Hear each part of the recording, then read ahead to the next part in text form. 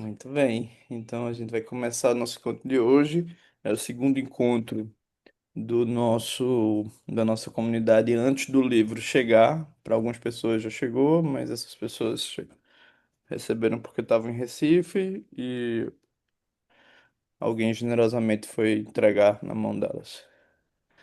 É, Então eu queria falar da minha alegria. Hoje é um dia especial, porque é o solstício. É... Para quem está no hemisfério sul, é o solstício de verão, né? E pra quem tá onde eu tô, que na verdade eu achava que era sul, mas aqui é solstício de inverno porque é muito frio. É, Então a gente vai seguir o nossa conversa sobre o... a oportunidade do momento presente, né? E no tema de hoje a gente vai trabalhar abandonando os jogos mundanos sem perder a ternura, né? É,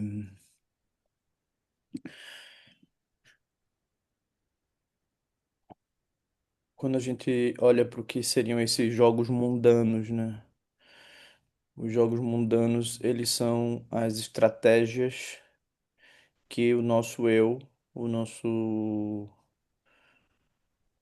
ego aprendeu, né, a se afirmar.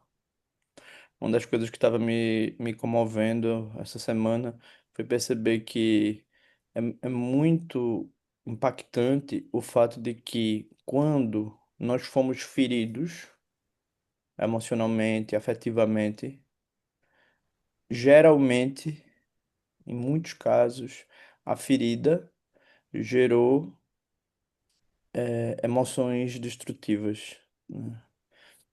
Gerou orgulho, gerou inveja, gerou carência, gerou apego, gerou criticidade, despotencialização, desistência de si mesma, de si mesmo, né? Gerou evitação, fuga, né? Dependência, busca de referenciais externos para poder se equilibrar. Então é muito comovente, né, que cada um de nós tenha aprendido a jogar a partir.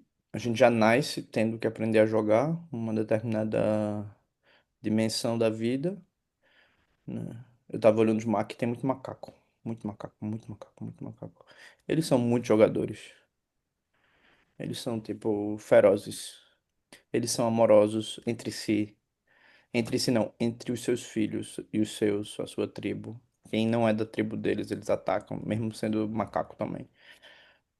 Então, quer dizer, tem um jogo aí que não é necessariamente traumático.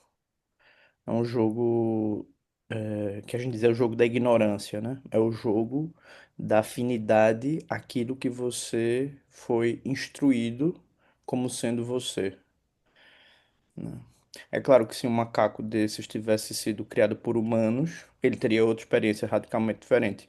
Ele seria quase macaco, né? Ele seria outra coisa, porque ele não teria as mesmas marcas que, quando atualizadas numa comunidade de macacos, faz com que ele se sinta plenamente, biologicamente, aquilo que ele estava predisposto a ser dentro daquela comunidade, né? O caso que a gente tem sobre isso, que é uma mudança gradativa e ao longo de milhares de anos, é dos lobos e dos cães, né? Que eles vão migrando, ou do gato doméstico. Que as marcas foram mudando. As marcas do que é ser aquilo que eu sou predisposto a ser pela comunidade dos que acham que eu sou isso, elas são atualizadas, né? Então, um macaco criado por humanos é menos macaco que um macaco criado em comunidade de macacos, né? Então, os macacos jogam, né? E cada um de nós, com certeza, aprendeu, teve que jogar a linguagem humana, né? Que envolve bastante dependência afetiva, né? Envolve é o ser, eu fico repetindo isso, né? Como um disco riscado, mas é o ser que passa mais tempo sendo criança. Não existe outro ser. Hum. O macaquinho pequeno, eu fico olhando ele desesperado. Cadê minha mãe? Ele corre e cola nela e tá tudo bem, tá tudo bem, tá tudo bem, tá tudo bem. E ela vai lá, pega as coisas e faz as coisas. Uhum. E veja que interessante, um dia eu tinha feito alguma prática e tinha colocado umas oferendas e eu deixei 5 minutos fora do quarto.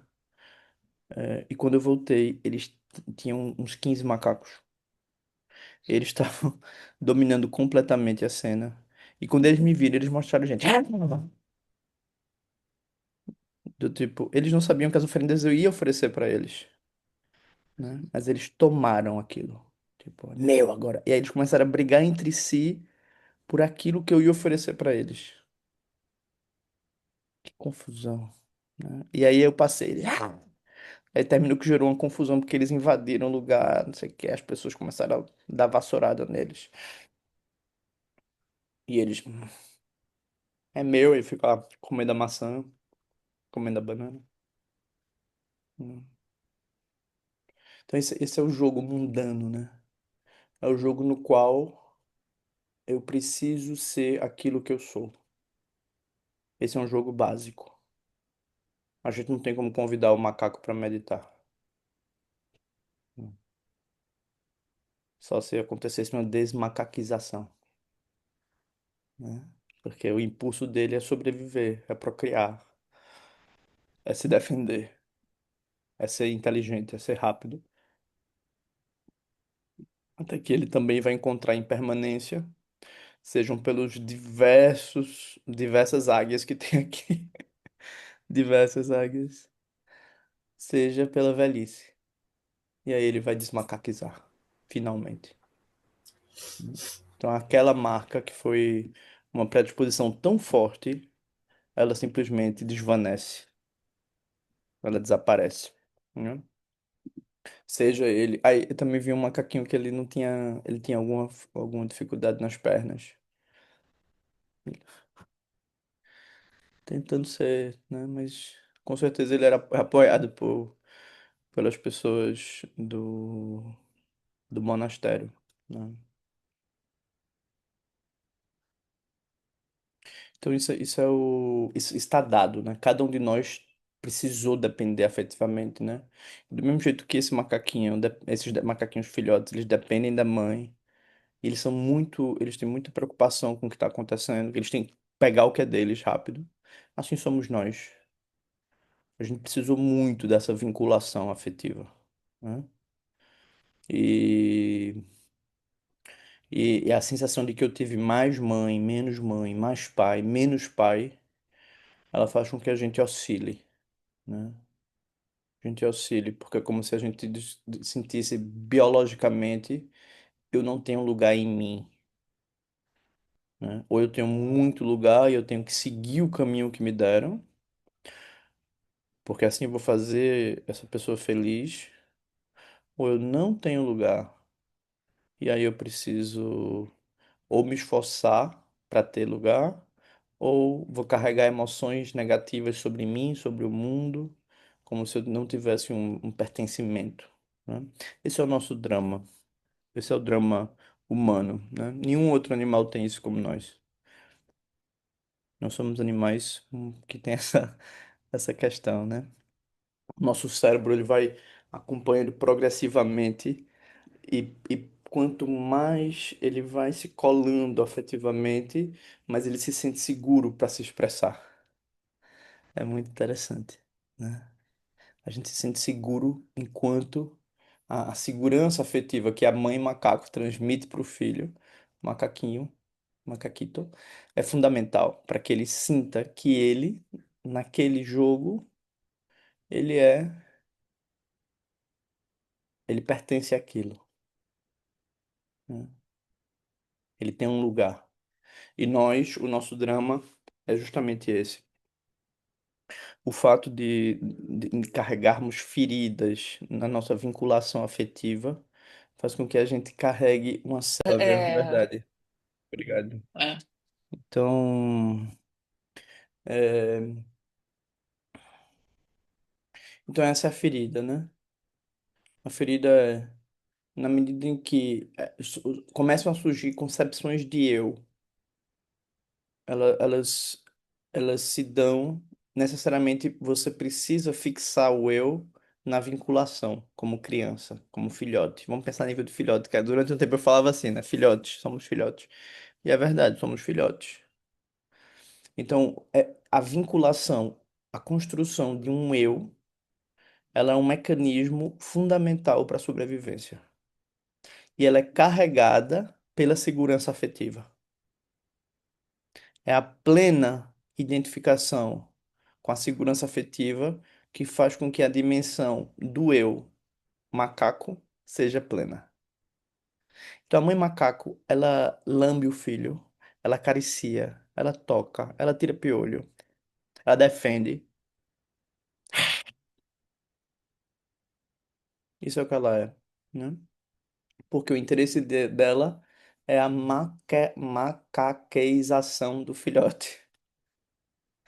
Ela quer que ele seja um macaco. Ela quer que ele seja idêntico a ela. E esse é o nosso drama. Vejam que interessante, né? Que o humano, ele é o que tem mais rompimento, né? Diferente de muitos povos tradicionais que permaneceram nos seus processos de identificação. Muitos de nós, tocados pela distância da ideia pela crise, na verdade, do afeto, né? Criamos eus descolados, né? Criamos eus é,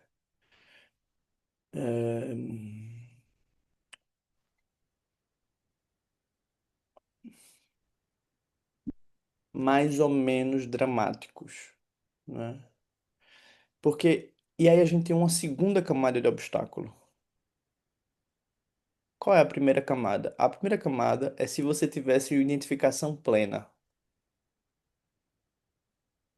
né? Eu e minha mãe, eu e meu pai, tá tudo lindo, somos maravilhosos, né? Essa identificação plena, ela quase seria como se você estivesse dentro de um lugar perfeito, mítico, né? Que seria quase, no budismo seria quase o reino dos deuses, né? Uau, tudo funciona bem. Eu não tenho necessidade de mais nada, né? Mas, porém, contudo, todavia, o que acontece conosco é outra coisa, muitas vezes.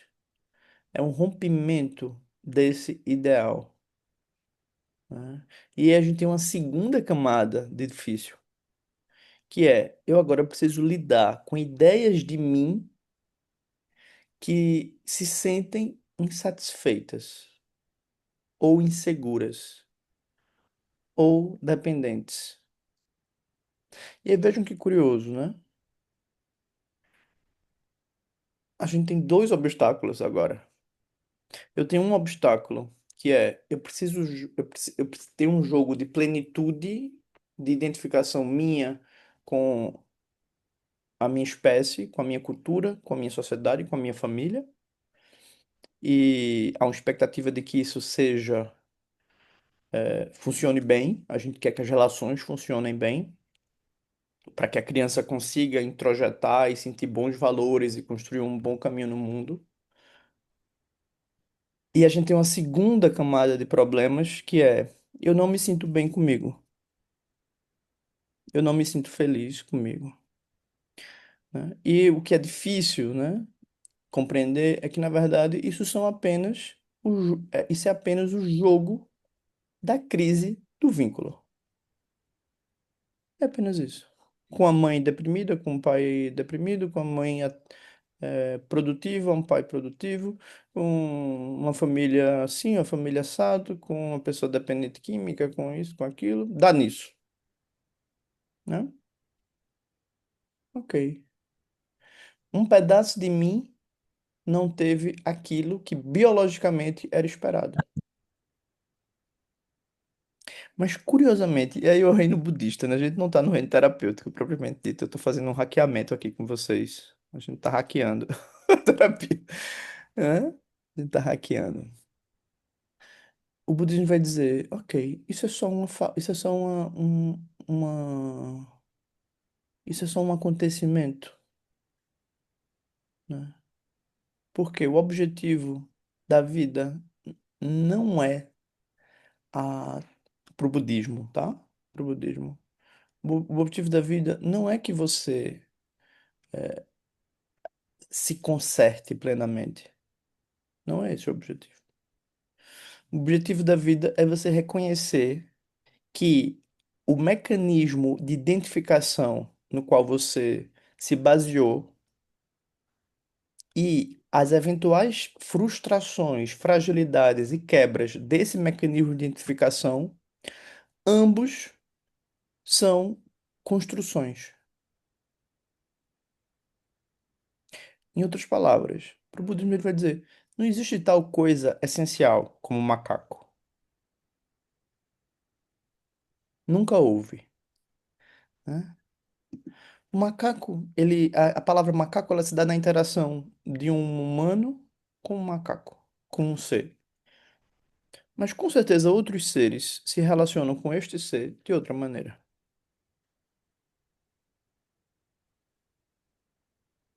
Com certeza outros seres veem esse ser de outra maneira, que não a minha referência humana.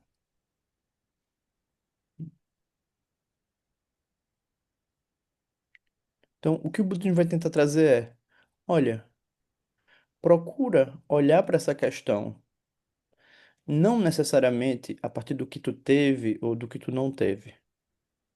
Procura olhar para a questão da vida a partir do termo da verdade ou daquilo que é.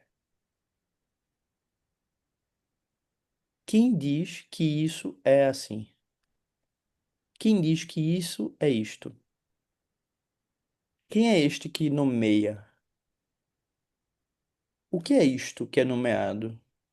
O que é a nomeação?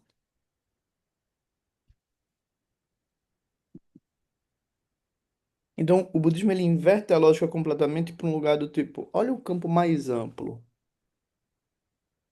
E aí, talvez, para a gente não ser injusto com o campo terapêutico, fique mais fácil olhar para dizer, ah, isso que eu sinto é uma parte de mim. É apenas uma parte de mim que sente angústia, ou sente medo, ou sente tensão, ou sente ansiedade, porque foi exposta a este tipo de vínculo. Ah, ok. Né? E vocês já sabem, né? Alguns de vocês que já estão aqui no Betano Justo há algum tempo. Todo drama que a gente tem é quando essas partes pequenas, que não tiveram a promessa afetiva, efetivada, vão em busca da promessa. É agora, papai. É agora, mamãe. O que que eu vou. Não, eu vou ser um bom menino, papai. Eu vou ser uma. Não, eu vou ser ruim. Você foi ruim comigo. Agora eu vou encontrar uma pessoa e vou ser ruim com ela. Ou eu vou ser um herói pra essa pessoa, porque mamãe gosta de heróis, de pessoas maduras e sérias. Nossa, drama. A diversidade é grande, né? A diversidade é grande. E aí, budismo vai dizer, isso não tem solução. Porque o macaco nunca foi macaco. Ele é relativamente macaco. Só que a ignorância dele de se achar macaco faz com que ele siga o impulso, a marca e diga: eu preciso ser isso. Mas se eu pego um macaco criado por humanos e coloco do lado de um macaco criado por macacos, dá tilt. Eu acho que com certeza o macaco criado com humanos apanha, né? Porque ele já não. Ele é outra coisa. Essencialmente, não tem um macaco. Tem outra coisa. Outra coisa, né? Então, essa permissão livre do ser, que não consegue ser capturado definitivamente, é para onde o budismo vai dizer: olha para isso. Porque se tu olhar para isso, tu tem tudo. Porque algo,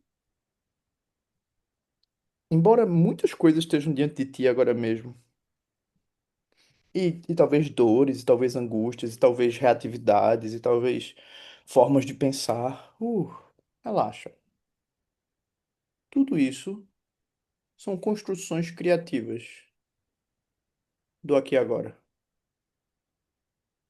Nada disso, nem o pensador, nem o objeto do pensamento, nem o ato de pensar, existem por si mesmos. Eles são possibilidades criativas que, apesar de construírem versões, ou pensamentos, ou ideias, não estabelecem nenhuma verdade definitiva.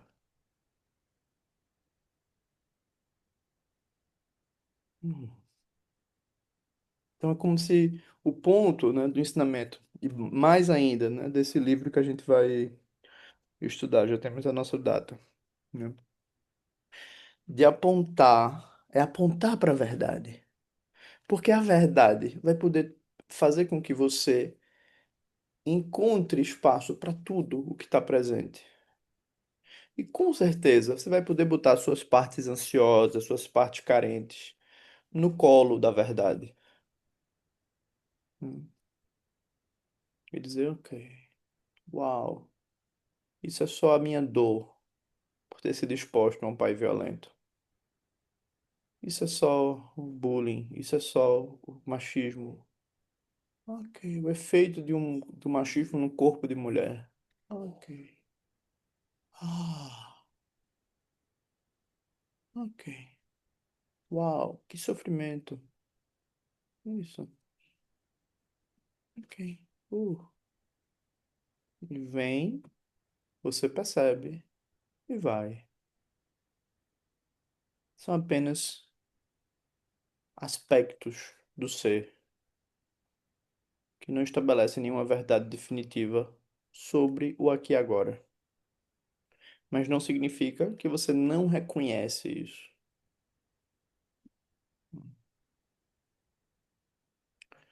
Então, é, quando a gente percebe que há uma identificação mundana, eu chamo violenta, obsessiva, né, forte, tanto de um eu que diz que sabe o que é a verdade, quanto de emoções que dizem isso é assim, não tem outro jeito, ou reações, né, que são muito impactantes e você procrastina, ou você corre para alguém, ou você adormece, ou você come, ou você bebe, ou você, né, tem ira, tudo isso, não importa o que é.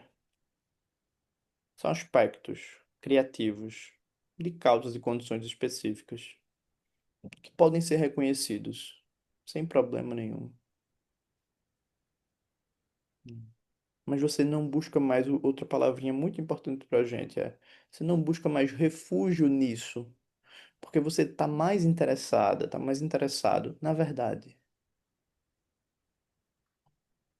Eu quero a verdade do ser. Eu quero o néctar da vida. Porque se eu tiver o néctar, eu vou encontrar algo que é maior que a minha identificação. E eu vou perceber que a identificação é só um ato criativo possível dentro de um contexto criativo, social, cultural. É, então, quando a gente diz assim, não abandonando abandonando os jogos mundanos sem perder a ternura, né? Não há uma mudança radical aqui. Não há tal coisa, né? Por quê? Porque você não consegue estar em outro lugar que não seja o campo criativo inominável da sua própria mente. Você não consegue estar em outro lugar. Você sempre está diante de um aqui e agora criativo, onde nada disso, onde quer que você olhe, tem um nome intrínseco ou uma verdade intrínseca, seja dentro de você, seja fora de você, seja entre você e até dentro e fora são palavras. Não existe tal coisa como dentro ou fora. Definitivamente, relativamente eu posso dizer, né?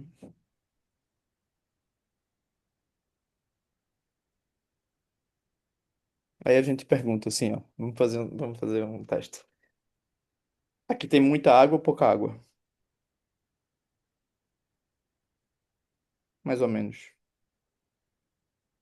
Um ser humano deveria beber isso de uma vez? Não. E um camelo? Pouca água ou muita água para ele? É pouca, né? E agora, isso aqui. Ai, peraí. Isso aqui é muito ou pouco? Vocês conseguem ver? Uma gota é pouco. E se eu colocar isso em cima de uma tese e marcar a tese com esse pingo d'água? É muito ou pouco? Vocês entendem? Pequeno, grande, dentro, fora, eu, o outro. São palavras. Não existe tal coisa. Tudo depende. Só que como a gente tem muita identificação com as nossas marcas, as nossas histórias, e não é culpa nossa, é biológico. Pro budismo é kármico. Então quando a gente para e começa a fazer a prática, né? A gente faz de olhos abertos e dizer, ok. Mas a gente não senta sem a busca da verdade ou sem o olhar pela verdade. Por isso que o que a gente trabalha aqui, a gente diz, e se a gente abrir a visão? Abrir a visão, que é tipo, olha, essa é a visão. Busca a olhada na visão. Porque é fácil entrar no budismo ou em qualquer sistema, você tá radical. Sistema filosófico, cultural, político, existencial, né? É muito fácil entrar e fazer disso um jogo mundano que tenta, uau, papai Buda, papai Guru, onde quer que você esteja, eu te amo, né? Uau, ok. Esse é um amor meio parcializado, né? Um amor meio parcializado. O que a gente precisa é sentir que a verdade, eu busco a verdade e eu utilizo o budismo para me ajudar a caminhar pela verdade. Utilizo, eu utilizo com amor, né? Utilizo com amor, mas eu tenho uma certa sagacidade, né? Senão eu facilmente crio um personagem. Facilmente crio um personagem. Eu caio pra dentro do personagem, eu vou mudar o meu tom de voz, eu vou mudar o meu jeito de falar, eu vou. Mas isso é uma mudança artificial. Isso não tem muito valor, né? A visão é: descubra a verdade sobre você. Descubra a verdade sobre o momento presente e medite com isto.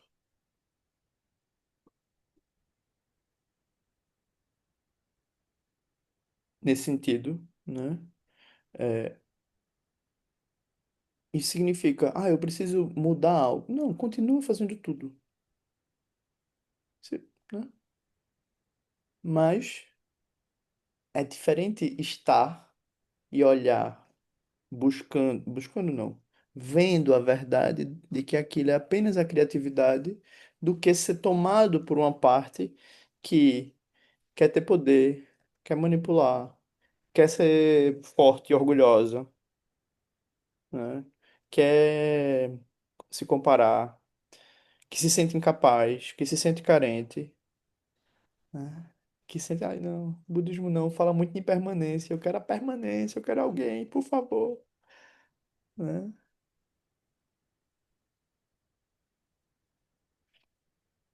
Então, quando a gente diz não perca a ternura, significa onde quer que você esteja, já é o lugar sagrado. Só que esse sagrado não é que você vai sacralizar isso fazendo disso algo especial. Não, isso é especial como tudo é especial. Porque tudo é a criatividade vasta, ilimitada, que não tem nome.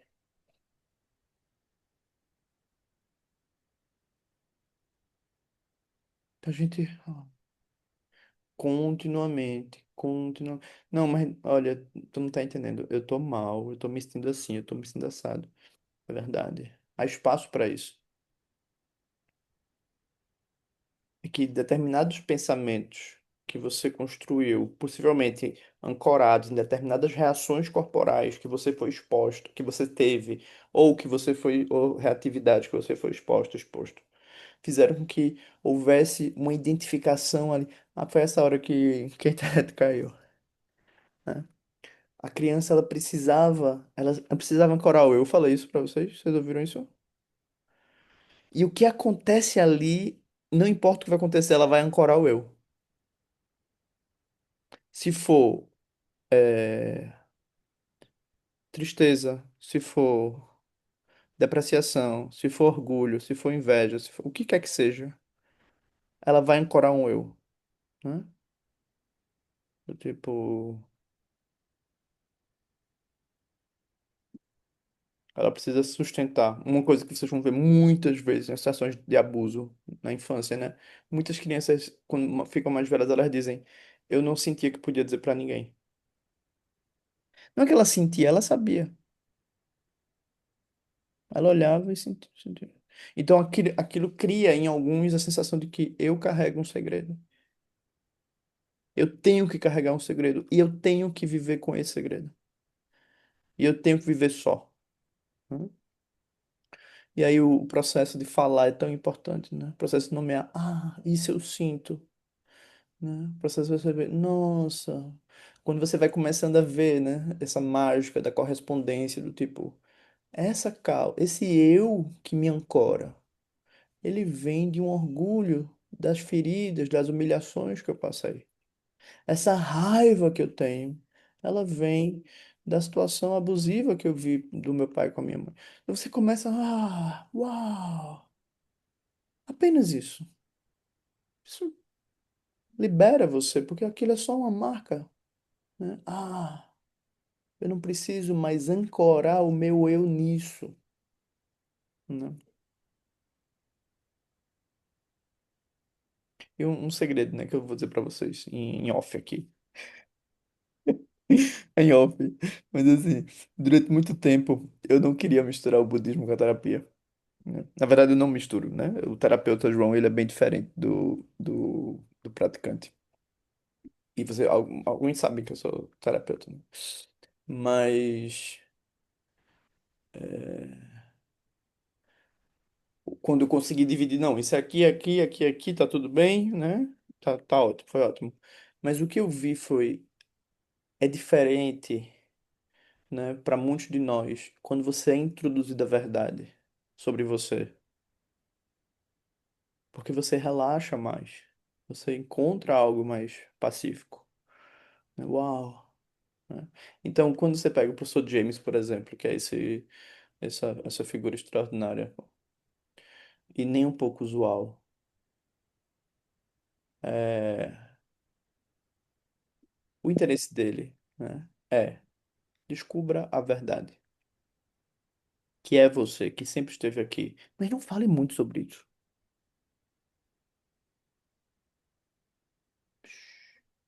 Não transforme isso numa coisa, não transforme isso num personagem. Esteja com isto. Isso é muito terno, né? Cultive a visão disto. E a forma do seu ser. Isso tem um texto, vocês vão ver, o segundo livro que a gente vai publicar, vai ter um trecho sobre isso, embora nesse texto, nesse livro já tenha também. A forma de agir. Qual é a forma de agir de quem vê a verdade? Ela é livre. Não existe padrão. As partes rígidas querem padrões. Elas querem. Qual é a receita? Quantos títulos eu tenho que fazer? Quantos mantos eu tenho que recitar? Pro Dzogchen, que é nosso lugar. Quantos você quer? Ah, você quer fazer? Pode ser legal.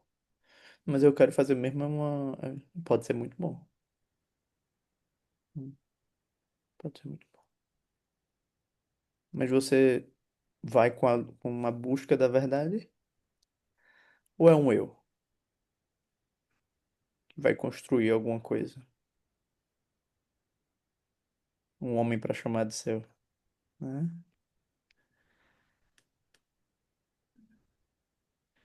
Então, gente, tá claro para todo mundo. Deixa eu tirar minha cabeça daqui. Tá funcionando para vocês? Tudo tranquilo?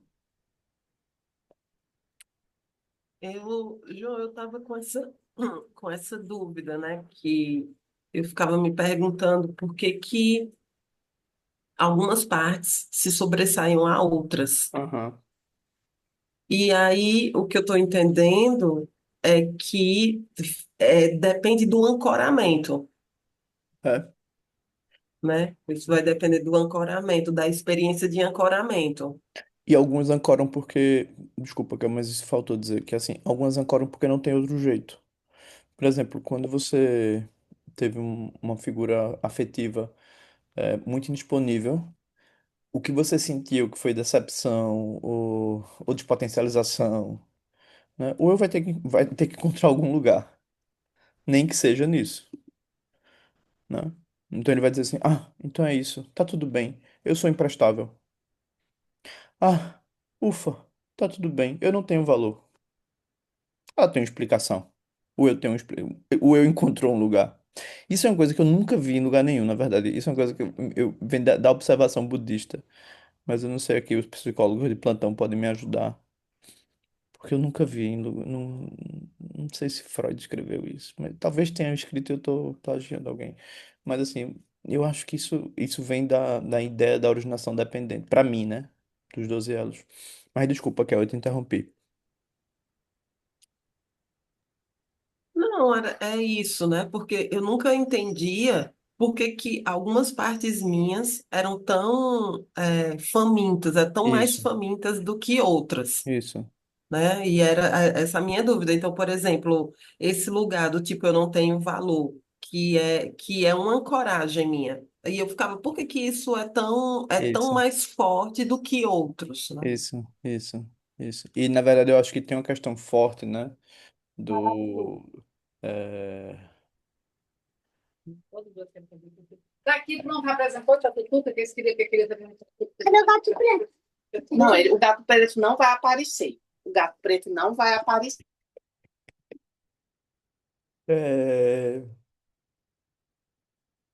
é isso, né? Aí esse é o drama, porque agora eu tenho duas ilusões. Eu tenho uma ilusão de que eu sou humano, que é fundamental a gente ter uma boa relação com isso, mas é uma ilusão, embora seja fundamental.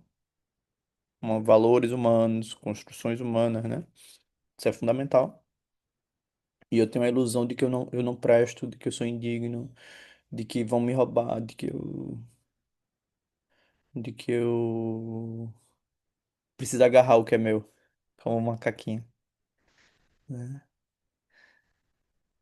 Ô, Mas eu- João, para Oi, poder dialogar com o que Raquel trouxe, sim, eu já tinha, na verdade, intuído que você inicialmente não gostava de misturar. E aham, para mim, que tá, né, tô na graduação em psicologia, para mim também virou aham, uma bagunça. Eu falei, gente, o João não tá misturando. Como é que eu vou interseccionalizar essa parada agora, né? Mas aham, eu entendi, inclusive, eu acho que houve um encontro aqui de compreensões, na verdade. Acho que a gente aham, conseguiu se encontrar juntos aqui. Por isso que legal, eu acho que eu estou aqui também.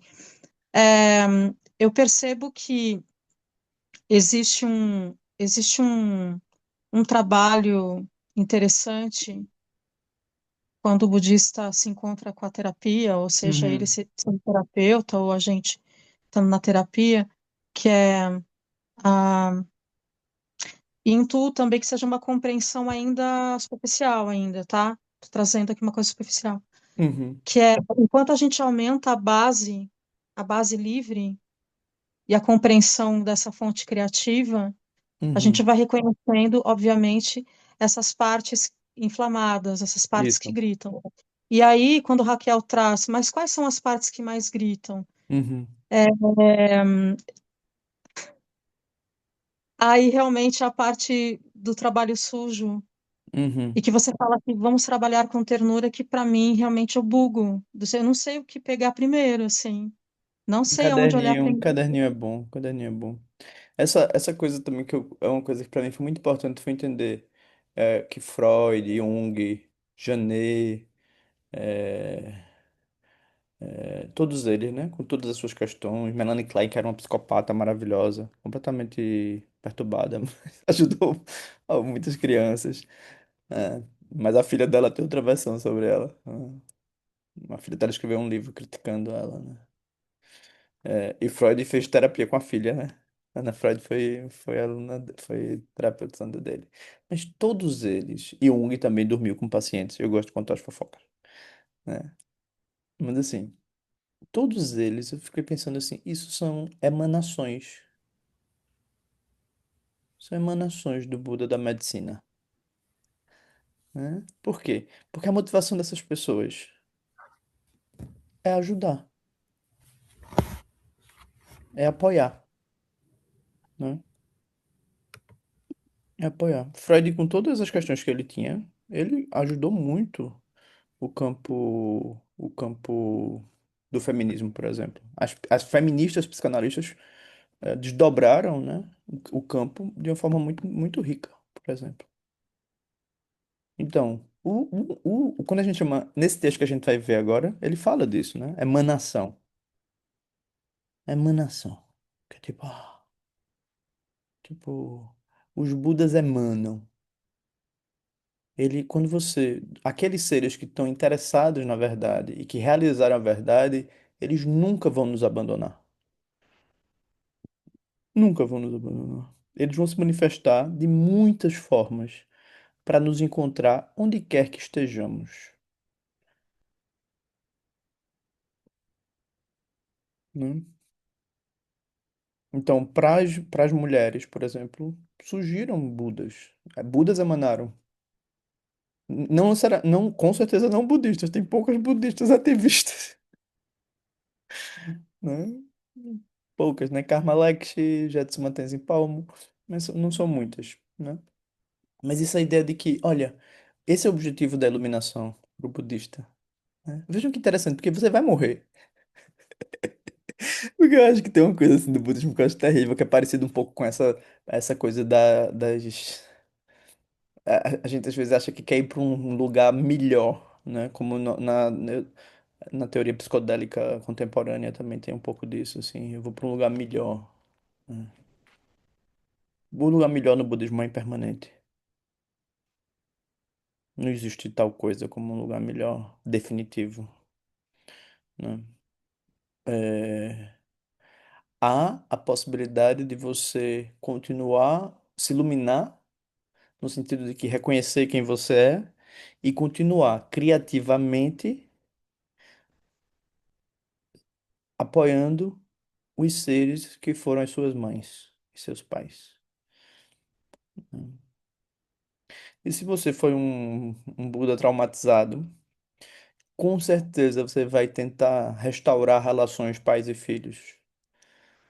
Com certeza. Se você foi um Buda oprimido, com certeza você vai ajudar as pessoas que se sentem oprimidas e você vai ajudar opressores a se darem conta do que é que eles estão fazendo. Isso é a ativação, a emanação budista, né? O objetivo é superar a morte para ajudar os seres. Vejam que interessante, né? É outro patamar, é outro patamar. Então, o nosso trabalho, né? Quando a gente olha esse texto que a gente vai estudar agora, que a gente vai ler, porque hoje é o dia e é a hora exata do solstício. É, nosso trabalho né, reconhecer a verdade e não perder a ternura com a verdade, continuar com a verdade, né? Então, com isso, nada é mundano. Sexo, amor, série, tudo, tudo é espontâneo. E com isso, como vocês já perceberam, alguns excessos, obsessões, compulsões, formas de pensar reativas, né? Emoções começando. Opa, você estava focando na verdade, como é que agora eu estou querendo matar essa pessoa? Eu estava focando na verdade, como é que eu posso agora estar mandando uma mensagem assim? Ai, cadê você? Vem cá, vamos voltar, né? Ah, uau. Então a gente precisa desse carinho. Tem coisas, algumas pessoas traumatizadas, eu também entendi isso. Só a verdade vai curar. Nada mais cura. Nada mais cura. Isso no budismo é cheio de casos assim, né? Pessoas assim que se destruíram, destruíram outros. Assim. E só quando alguém olhou para elas e disse, olha, tá tudo bem. A partir de agora vamos fazer diferente. Vamos olhar para o que é essencial. Uh, elas mudaram, né? Então isso também é outro ponto. Então é isso. Alguém tem alguma dúvida antes de a gente ir pro texto? Eu não tô podendo ver o chat, tá, gente? Porque eu vi que eu fico ansioso. Se eu... o chat, tentando dar conta de tudo. Aí eu não dou. Se alguém quiser falar, pode falar, tá? Mas. João, não, você falou assim, desculpa pegar um gancho aí rapidinho. Aham. Você falou da escrita. É que a escrita a gente consegue localizar aquilo que grita mais. Na Então, na escrita. medida em que. Sim. Isso, isso. Aí já é uma coisa mais do campo terapêutico, né? Que é você começa a ter mais discernimento. Opa, mais uma vez. Uau, de novo eu tô aqui. De novo eu tô pensando isso. De novo eu tô sentindo assim. Que interessante. Por isso que é muito interessante, gente, o deslocamento. É muito interessante ir para outras culturas, né? É muito interessante entrar em processo onde você vê que o seu eu é uma construção. É muito rico isso. Porque o que a gente faz é muito animal, né? Que é tipo, meu território, minha vida. Minha casa, minha vida. É meu território, minha vida. Aqui mando eu, aqui eu sei. Aqui é do meu jeito. Quando vocês pegam essa dana do Rigdzin, né? Que alguns de vocês conhecem, ele diz assim: olha, eu já estudei muito, mas eu continuo com apego aos meus objetos de uso diário. Uau! Por quê? Porque a mente tende à fixação. Ela tende a segurar. Então quando você olha, uau! Ah, ah, e aí você descobre. Eventualmente você descobre. E é muito comovente essa hora. Eu venho possuída há muitos anos. Eu venho olhando com orgulho para a vida, eu venho olhando com desprezo há muitos anos. Eu me olho com desprezo e olho para o outro com desprezo. Eu me olho com orgulho, olho para o outro com orgulho. Eu me esmago com ideias, fixações, padrões e eu esmago o outro. Uau. Eu me inviabilizo e partes carentes correm na direção do outro, porque elas não conseguem conviver com a minha dureza. Uau, né? É isso. João, posso te fazer uma pergunta? É Quem tá a Van. falando? A Pode, Van, Ivan. tô aqui. Depois de Flávia, que ela levantou a mão, aí depois de Ah, ti. desculpa, não vi. Que Tá. tem essa coisa da mão. Pode falar, Flávia.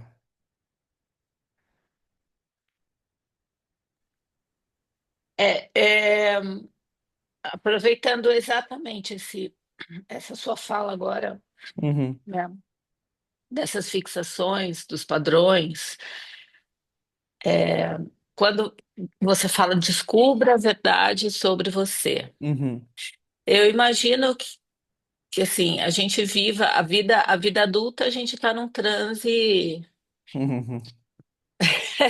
quem não se dispõe a Isso, fazer isso que nós aqui estamos fazendo isso. para dissolver isso, a Exato, gente permanece num transe, exato, né? Eterno. exato. Mas é isso que para mim é essa quando você fala desculpa a verdade sobre você, que eu acho que eu já comentei isso com você, né? A Uhum, gente é calcada, é fixada, uhum, constituída uhum, desse suposto uhum, eu, que é uhum. suposto, né? Sim. Quando a gente vai, é muito difícil chegar nesse ponto dessa desconstrução desse Uhum, eu. E essa, descubra a verdade sobre, quando você fala, descubra a verdade, uhum, né? É muito difícil para uhum, mim, uhum, porque uhum, parece que vamos supor que se a gente consiga de fato, mas a gente tem que se lançar num uhum. escuro absoluto. É, É isso que para mim é muito na verdade é isso. perturbador de uma certa maneira, porque é o escuro, Mas né? é Porque a gente perturbador. não tem nem tanto conhecimento, não tem, sabe assim, esse meio do caminho, né? Qual é a verdade? Não sei. Isso, é isso. Né? É exatamente isso. Quando a gente diz assim, descubra a verdade, né? Ah, isso se dá pela pergunta, né? Se tudo que eu vejo, escuto, penso ou percebo são nomes atribuídos pela minha própria mente, o que é este momento?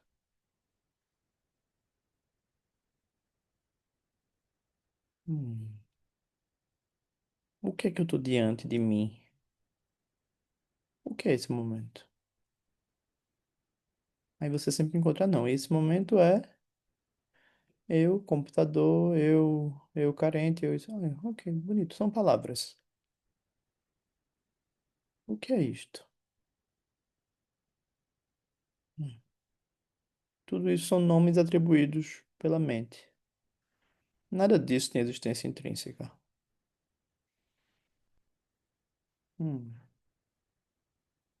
Então eu estou sempre diante do escuro.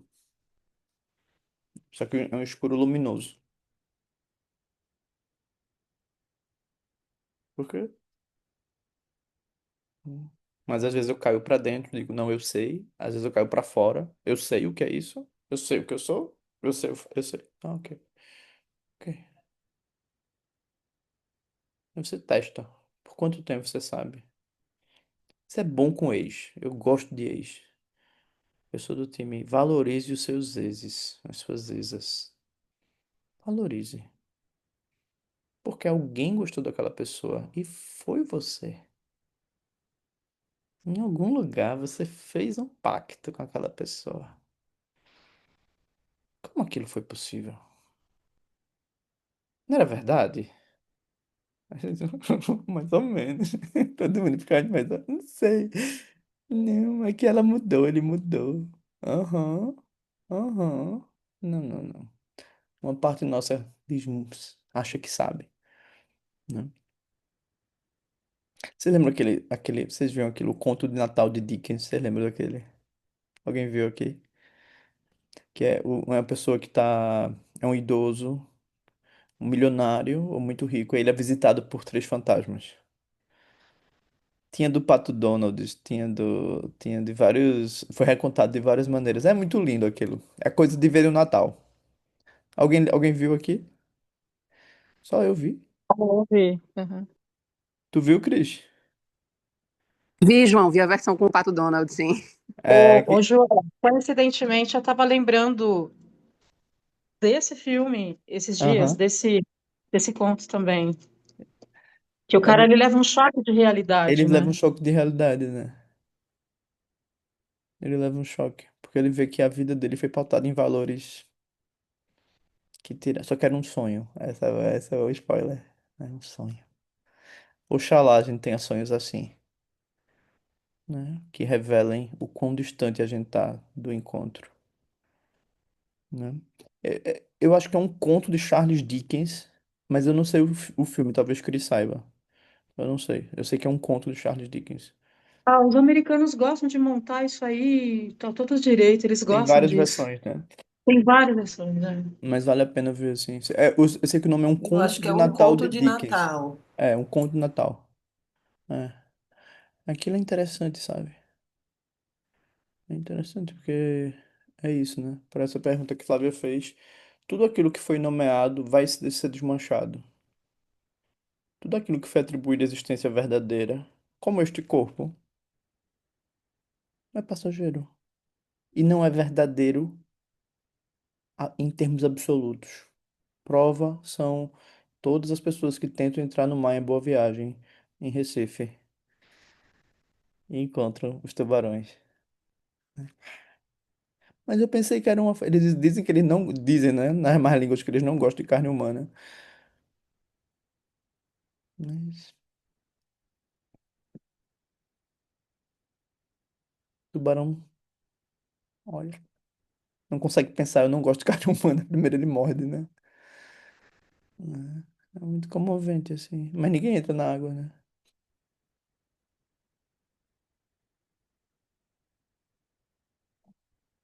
Então isso é assim, né? Se você se identifica com algo de maneira fixa, você vai sofrer. Porque nada, nenhum lugar, nenhuma pessoa, né, tem existência intrínseca absoluta. Mas você pode visitar todos os lugares, você pode se relacionar com todas as pessoas. Tá tudo bem. Não perca a ternura. Não perca o encontro com o mundo. Não, não, não. Na prece do Origin também tem um momento que ele diz: esses alimentos que estão aqui, eles não devem, o prazer que eles trazem não deve ser rejeitado. É muito linda, né? Você precisa estar no mundo e à vontade, à vontade. Não crie regras, mas também não seja consumido pelas obsessões, pelos jogos mentais. É só um jogo. Você aprendeu isso porque papai era muito duro. Mamãe tava ali deprimida, difícil, uma relação disfuncional. Aí cada um vai perceber qual foi, que partes vem de que lugar, né? Muito bem, Raquel, e a gente faz a prática. É Van tinha Van, falado antes. desculpa, Van e Raquel. Não, imagina. João, na verdade, vai ser, acho que um pouco rápido, porque eu fui um pouco contemplada na pergunta da Flávia, Uhum. porque eu ia te perguntar se você podia falar um pouco mais sobre essa verdade, porque aí, sei lá, estou aprendendo aqui ainda, então estou Isso, entendendo, pensando que talvez as verdades sejam sempre provisórias, né? isso, isso. E aí fiquei pensando, a minha dúvida é, quando você for encontre a verdade, e aí vou lá nessa relação Aham. família, por exemplo, tem uma história, então eu vou olhar para uma verdade e minha mãe vai olhar para uma outra É, verdade, né? isso A aí verdade geralmente dá dela. confusão, né? É, e aí eu fiquei pensando assim, então qual é a verdade disso, né? Por exemplo, quando a gente encontra duas histórias que teoricamente são as mesmas histórias, mas não são as mesmas histórias e Uhum. dialogam com verdades provisórias de cada um. Aí eu É, fiquei pensando, o que é a verdade diante disso? Mas isso. enfim, Isso é interessante, né? Isso é um campo mais do bom senso, né? Que é, por exemplo, tem um melô que as mães dizem que é assim, é, a mãe está certa se for eu. Aí tá resolvido, né? Mas assim, É é... uma coisa bem de mãe judia, né? Mãe judia é assim. A minha não é, mas poderia ser. É, As sertanejas são terríveis. é, também, né? Então, assim, essa coisa do tipo, eu tenho a verdade sobre você. Por burro isso é complicado, né? Porque, por exemplo, alguém que cria isso, ela tem um dogma. E o dogma, ele não é relacional. Ele é colonizador. Todo dogma é colonizador. Partes nossas que têm dogmas, elas criam tensões. Elas oprimem nosso corpo, oprimem nosso ser. Tipo, ah, não, mas funciona. funciona para escrever um texto, funciona para organizar uma empresa, funciona para passar num concurso, mas não funciona para olhar para si. Receitas não resolvem florestas. Tratores resolvem.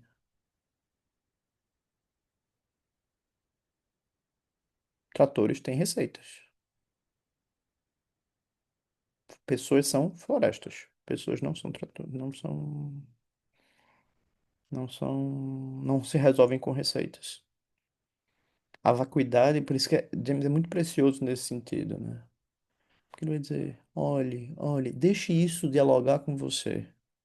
Não pare de olhar, mas e perceba, né? Perceba como isso dialoga contigo, né? Onde é que está isso? Aqui e agora. Quando? Aqui e agora. Ah, ok. O que é isso? Não sei. Onde há? Como eu posso? Não sei. Esse é o silêncio búdico, que é fértil, mas não se dá em outro lugar. Então, o texto que a gente vai ver tem o Buda primordial, que é Samantabhadra, que significa aquele que vê a verdade, aquele que está, que conhece a verdade. Ele começa a recitar o texto para dizer: onde quer que os seres estejam, não importa o que eles estejam fazendo, eu faço o voto de que eles já conheçam a verdade.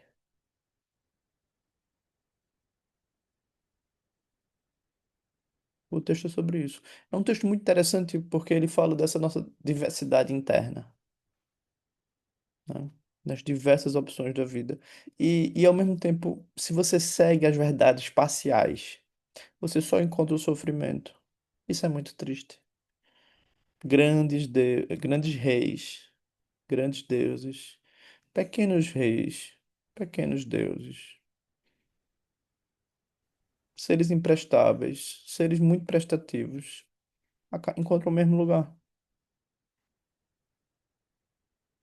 Seres muito poderosos, seres muito orgulhosos, seres sem autoestima, encontram o mesmo lugar.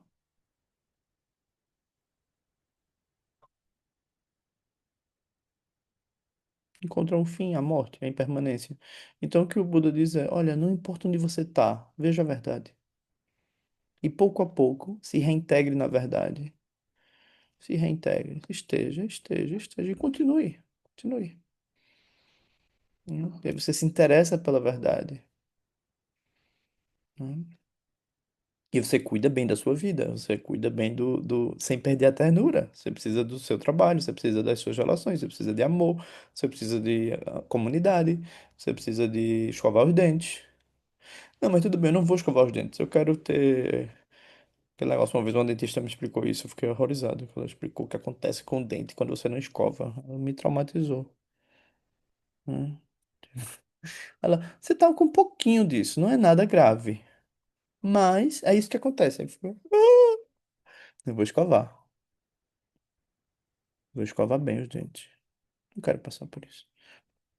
Mas isso não muda a verdade. Com dente ou sem dente. Né? Mas, aqui estamos. Ok? Raquel?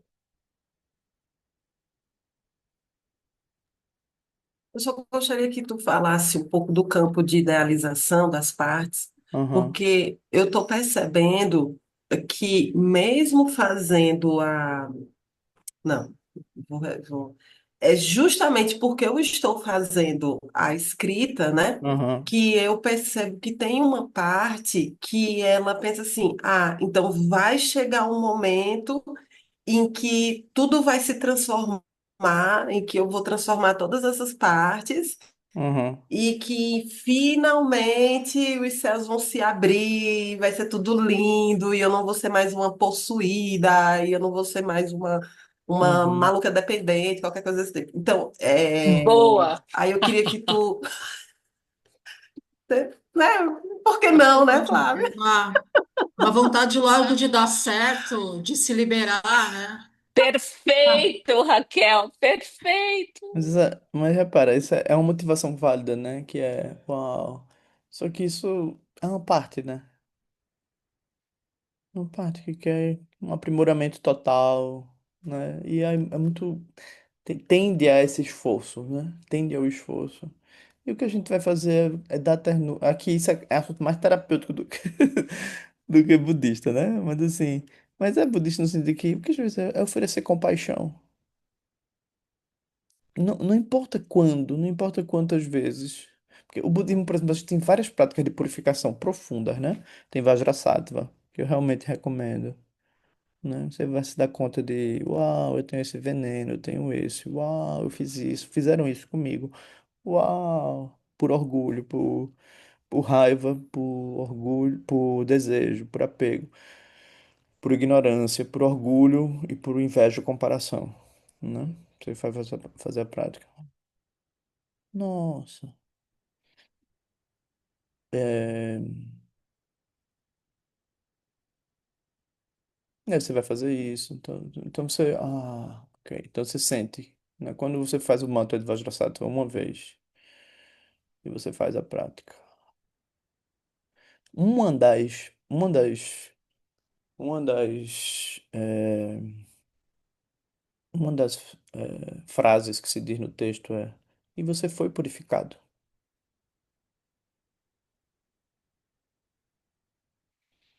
Aí você faz de novo. Tem essa sensação de que você soltou o peso. É fundamental, né? Só que no caso do Vajrasattva você faz 100 mil vezes, né? Você vai entrando em relação com a deidade, com o princípio, né? Que é muito parecido com o de Samantabhadra, que é tudo é puro, tá tudo bem, tudo é puro. Reconheça que quando você teve muito parcializado, mas tudo é puro. Ah, deixa eu ver.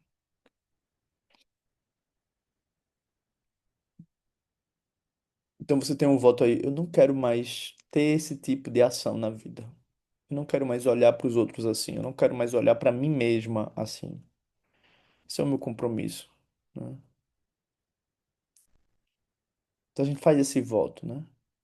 Então, vê, isso tem muito mais a ver com essa ternura, né? Do tipo, eu não quero ter essa postura na vida, né? Mas ninguém pode dizer absolutamente que não vai errar, né? Só que a grande questão é, o que eu vou fazer comigo quando eu errar? Eu vou me atacar? Eu vou me julgar? Ou eu vou ser terna, amorosa, carinhosa? Uau! Né? Tu entende, Cal? Então, às vezes, assim, a gente precisa. Eu acho que é muito interessante, porque é muito importante a gente olhar se a gente não tem padrões de muita exigência, sabe? Com a gente. Assim, na verdade, é para ser carinhoso, só que a gente foi pouco acarinhada no sentido da nossa integralidade, né? A gente quer fazer carinho em umas partes e não em outras. Eu já falei isso para você uma vez, João. Me dá a sensação, né, uma pessoa muito rígida como eu, que tem essa sou como uma indulgência. E é Isso. difícil achar essa, que é uma linha muito tênue, É. né? É. Essa ternura, Aham. né? Porque isso te abre um campo, quer dizer, você pode errar, tudo bem. É, mas na verdade, Isso é que é quando difícil. tu tá na Ah, tudo bem, ternura. então pode, então tá. Você errou, ok, então tá. Mas é mais ou menos, sabe, que Flávia? Porque assim, quando tu tá na ternura, tu tá conectada. É difícil errar na conexão. É mais fácil errar na parcialização, sabe? É mais fácil errar, tipo, quando você tá na ternura, tipo, uau, eu tô aqui comigo. Você quer algo? Ah, eu tô contigo também. Ok. Eu tô disponível, eu não tô disponível, mas vamos, né? Eu tô disponível pra isso, pro meu silêncio, pro meu sim, pro meu não, mas eu tô aqui, né? Ok. Ah, tem como tomar banho. Você... Ah, não, mas eu não gosto de lavar meus seios.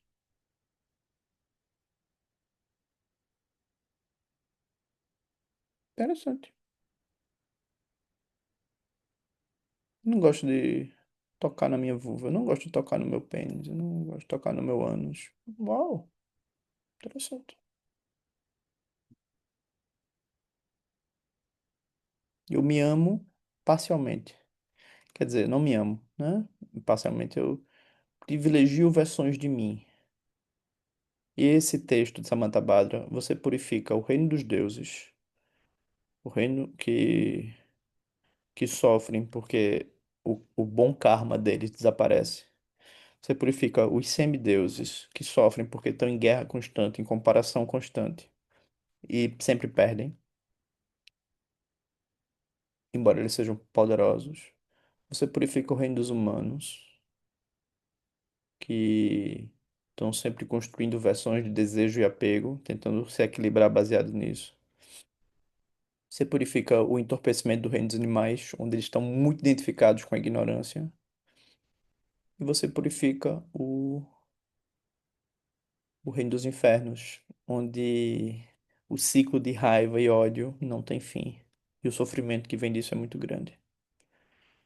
Então, quando a gente diz purifica, isso é estranho no Dzogchen.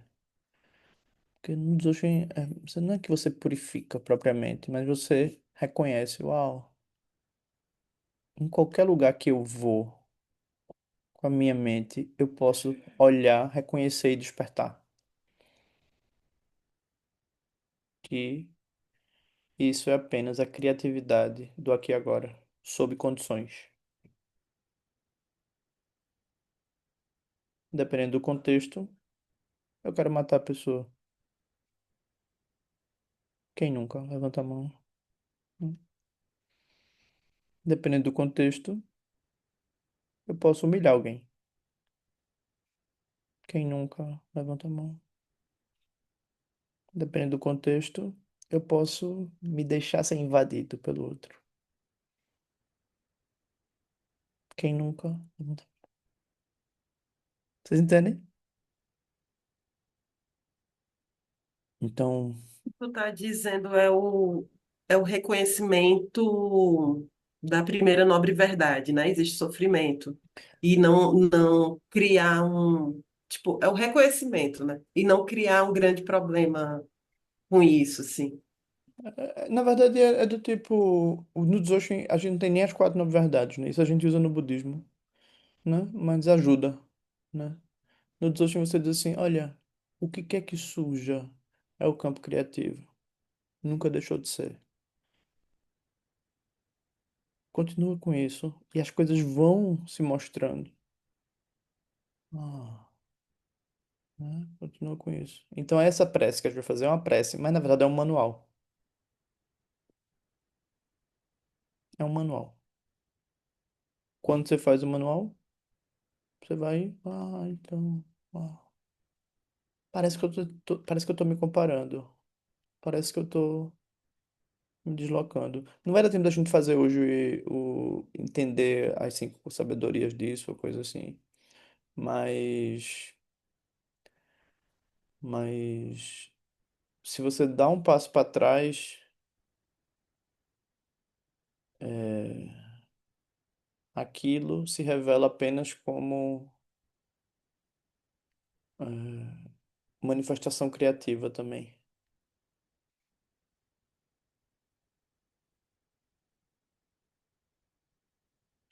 Pega o orgulho, né? Por exemplo, o orgulho, tipo, eu sei, eu sou especial. Tudo é especial. Eu quero aquilo, eu quero esse. Não, tudo é importante. Isso cura o desejo, né? Mas não é que cura, é que amplia. Amplia o desejo, amplia o orgulho, né?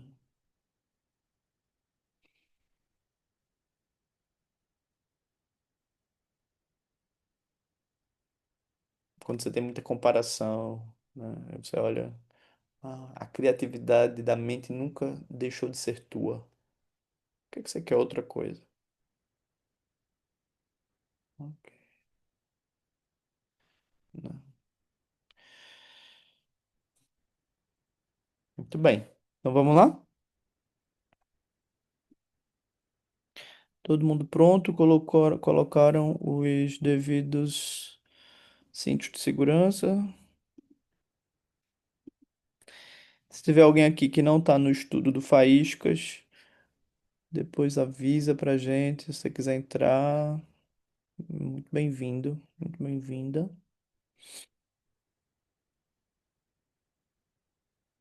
O livro também, quem quiser adquirir, nosso plano é não ter estoque, é esgotar o livro para poder publicar o outro. Nosso plano é esse.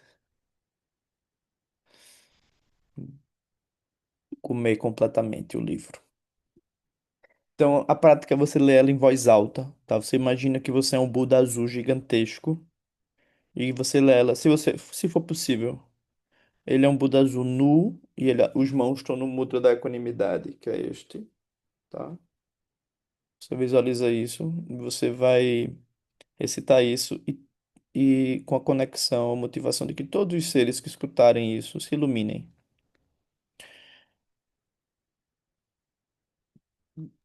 Pode aumentar, João, por favor? Posso? Quem tá com o vídeo fechado, tá tudo bem aí? Estão conseguindo acompanhar? Tudo bem. Só aumenta mais um pouquinho que eu tô no celular. Aumenta. Tá bem. Então bora lá.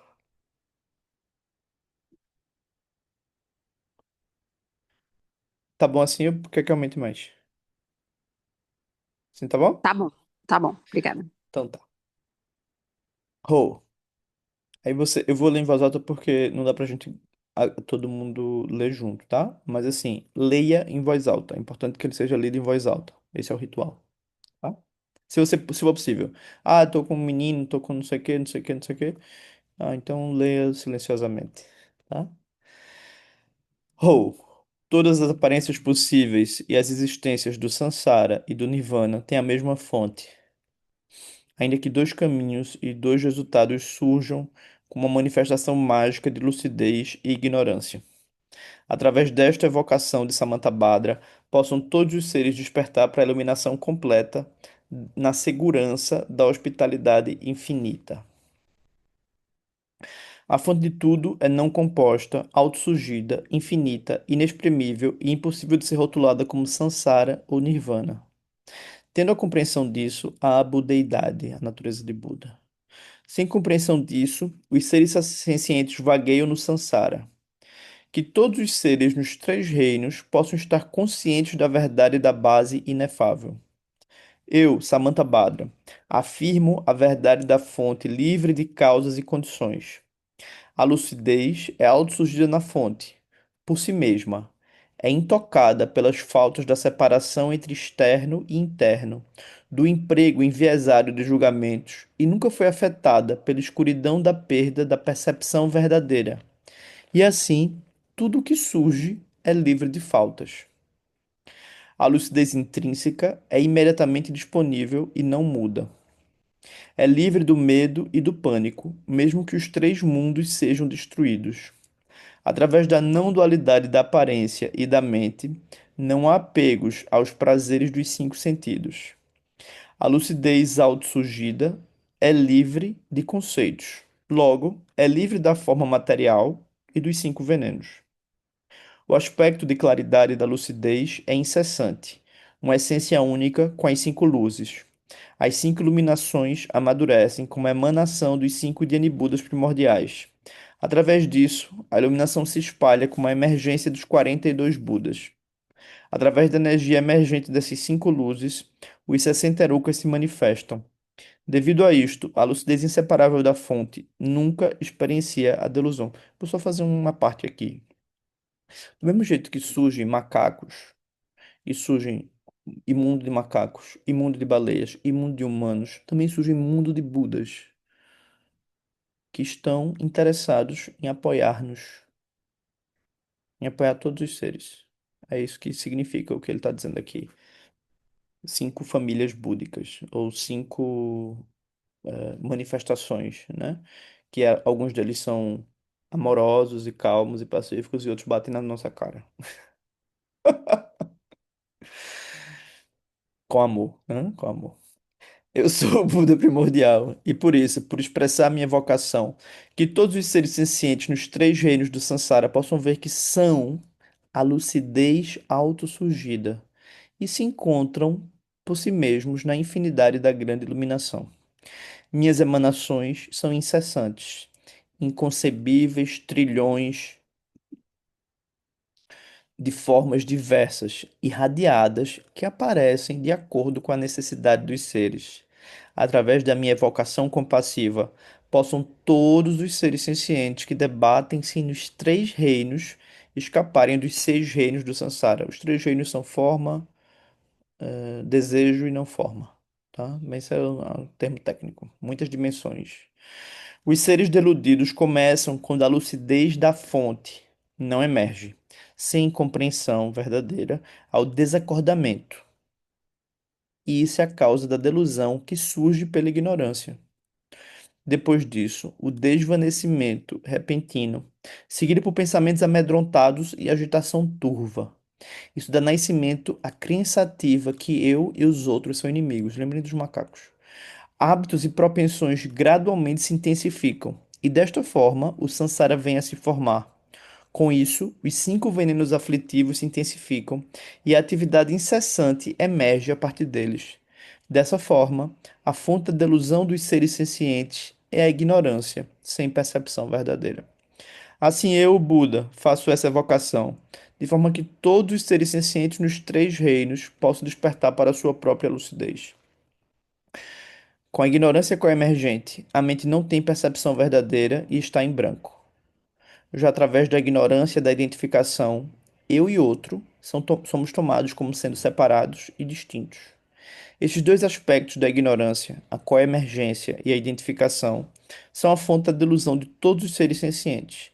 Eu, Buda, faço essa evocação, de forma que todos os seres no samsara removam o denso embotamento da não compreensão, liberando-se da confusão de acreditarem na dualidade e despertando para a lucidez como a sua verdadeira existência. A inteligência dual dá nascimento à incerteza, despertando desejos sutis que gradualmente se intensificam nas densas tendências habituais. Comida, riqueza, roupas, moradas e companhias, objetos desejados pelos cinco sentidos e relações amadas. Todas essas delícias atormentam aqueles que desejam tê-las.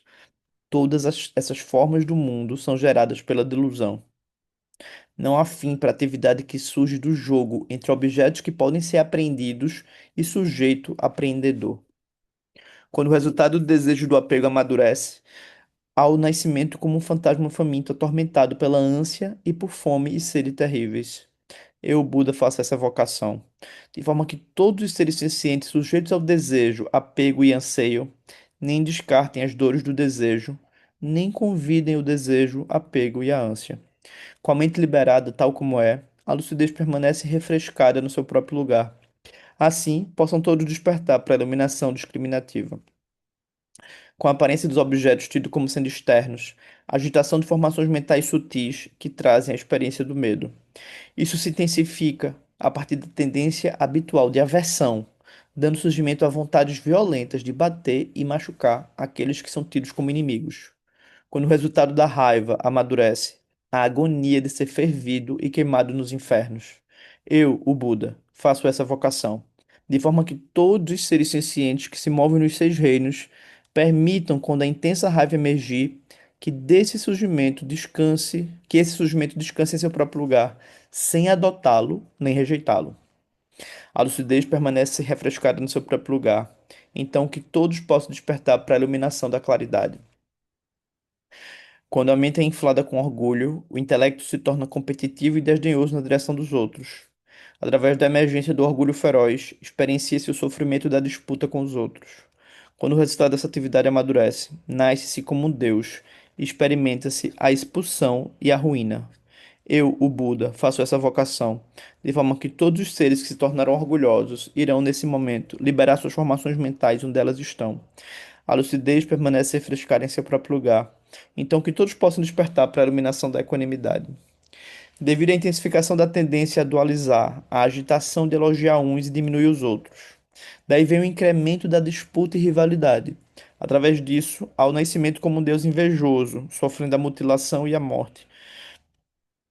E como resultado, mergulha-se no inferno. Quem se compara sempre perde, né? Eu, Buda, faço essa evocação, de forma que todos que nasceram para a rivalidade e a briga irão cessar a inimizade e liberar essas formações mentais em seu próprio lugar. A lucidez permanece refrescada como ela é. Que todos os seres possam despertar para a iluminação da atividade desimpedida. Devido à não percepção verdadeira, à apatia, à distração, ao embotamento, ao torpor, ao esquecimento e ao desvanecimento, à preguiça e à estupidez, ao resultado devagar como um animal sem proteção. Eu, Buda, faço essa evocação, de forma que para estes que estejam afundados na escuridão da estupidez, a clareza brilhante da verdadeira percepção irá surgir. Que todos possam despertar para a iluminação que não depende de pensamentos. Cada um e todos os seres sencientes nos três reinos têm igualmente a mesma fonte que eu, o Buda, ainda que para eles esta se torne a fonte da não percepção e da ilusão, e agora estejam ocupados com atividades sem sentido. As atividades dos seis venenos são como um sonho delusivo. Eu sou o Buda primordial.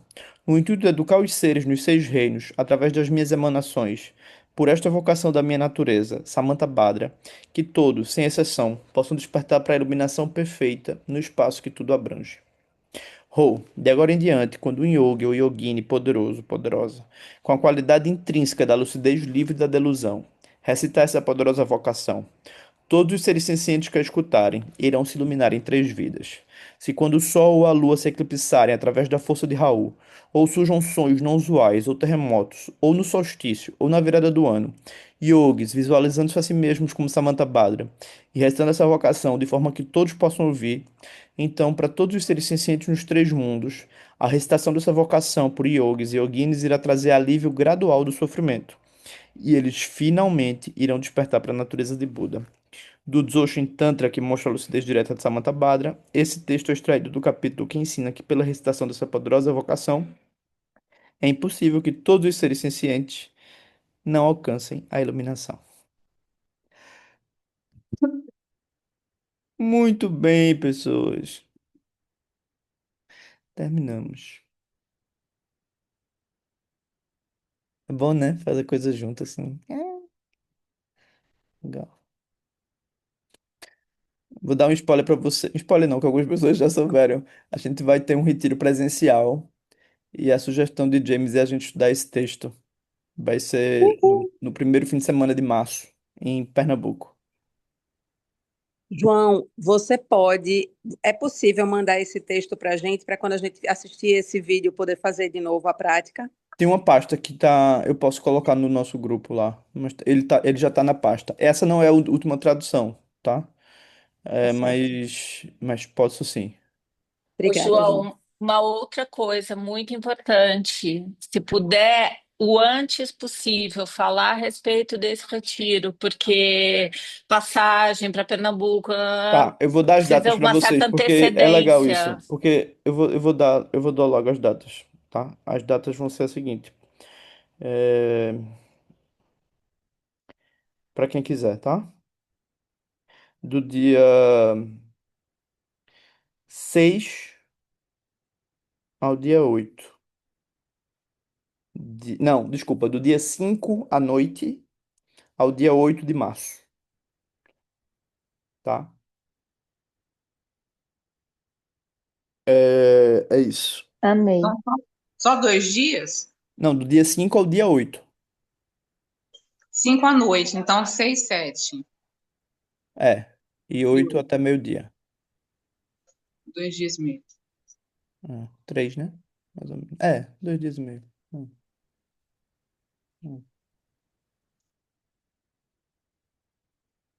João, onde vai ser? Vai ser no sítio Caminho do Meio, em Gravatá. Certo. A gente já fez o retiro lá uma vez. Não sei, alguém aqui fez, não, né? O caminho do meio é daquele professor Paulo, é? É, de Paulo Henrique. É de Paulo Henrique. Beleza. É, de Paulo Henrique. Ah, é o mesmo que a gente fez, o último em É, Gravatá, Kel, é mesmo isso mesmo. lugar? É o mesmo lugar. É. Tu tava lá, É, né? É isso. São tava em João, todos. Oi. e me Tava em explica uma todos, né? coisa, vai, Gabarito. vai ter Esse local tem como pernoitar lá? Como que é Não, a gente vai esse... mandar para vocês tudo. É só porque Milton, sem querer, divulgou isso pelo e-mail. Ah, E uhum. aí, ele não era para ter divulgado, porque eu ainda ia mandar mais informações, mas ele divulgou. E aí a gente. Aí eu tô tendo que falar logo, porque para não ser justo, né, com o processo. Então, assim, é, vai ser da quinta ao domingo. O lugar, a gente vai mandar todas as informações ainda, tá? De como chegar, vai ter carona. Márcia também tava lá, Márcia foi. Márcia tá aí, né? Então é isso. Tentar gravar também pra quem não puder ir, acho que pode ser legal gravar, né? A gente gravar. É, E é isso, pessoas. Então, a gente vai fazer também no Réveillon, e no Natal. Vou fazer também para quem não for fazer Natal com a família. Como eu Ô, tô aqui João, é na Índia. Recife esse de março? É É Recife? Gravatar, ela é 40 minutos Então, de Recife. não, ok, mas o aeroporto mais próximo É é o de Recife. Recife. É o de Recife. Vai fazer Tá. o que no De Natal, Recife. João? Natal e Ano Novo?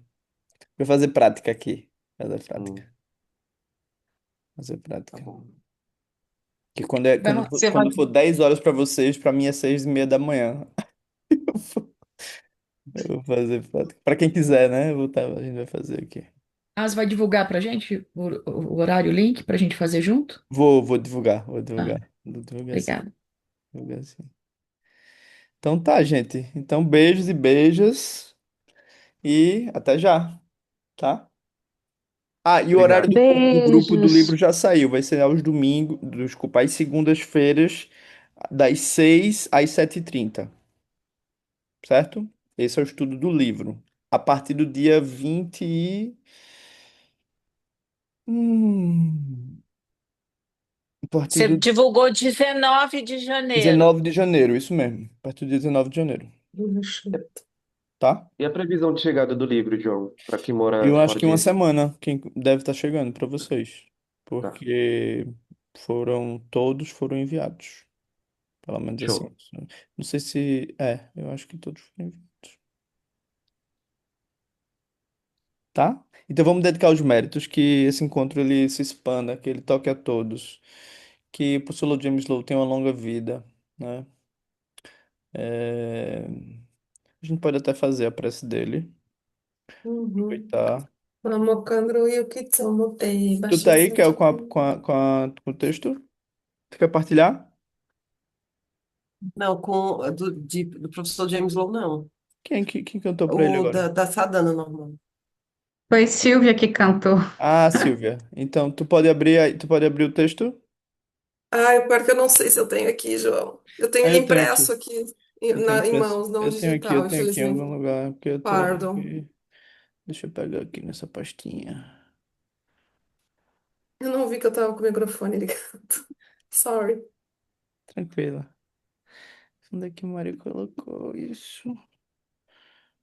Ah, Eu tá aqui. tenho ele aqui. Eu acho Tu que eu tem, tenho aqui. Madá? Eu acabei de abrir, Tem. acabei de abrir. Ó, Mandar tem. já abri e a gente já. O Mário me fez. Colocou um link aqui. pra não me perder.